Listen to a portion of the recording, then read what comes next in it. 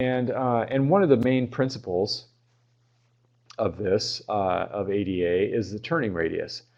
And the safest and most universal turning radius diagram is this one, and this is called the T-shaped turning space. This allows you to come into a space, turn in any direction, and exit that space in any direction as well. So if you can provide that shape in your designs, you're going to be able to provide an accessible space for a person that's wheelchair bound. So I think you should memorize that diagram, memorize these dimensions. It's not a lot to do to memorize that, but I think if you can memorize all those dimensions and that particular shape and the name, if you can keep that in your toolkit for the exam, you're going to do really well. Toe clearance is another factor that's oftentimes overlooked when studying for the ADA, but this is an important one.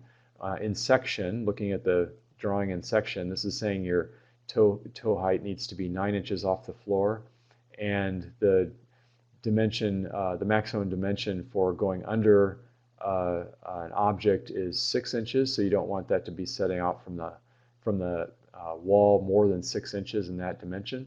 That's in elevation or in section. And then in plan, this is what that looks like in plan. Projections can come out 17 to 25 inches. That's this dimension up here.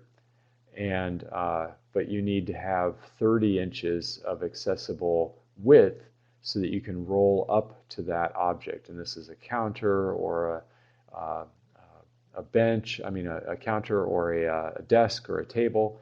You want those kinds of dimensions to be these kinds of dimensions to be available to provide for accessibility. So I think these items are items that you should memorize, and I would also recommend, I really would, to browse through these all these figures in the guidance document to just familiarize yourself with a few of the other dimensional nuances. I think if you memorize the ones that I've got on the slides here, you'll be in pretty good shape for the test.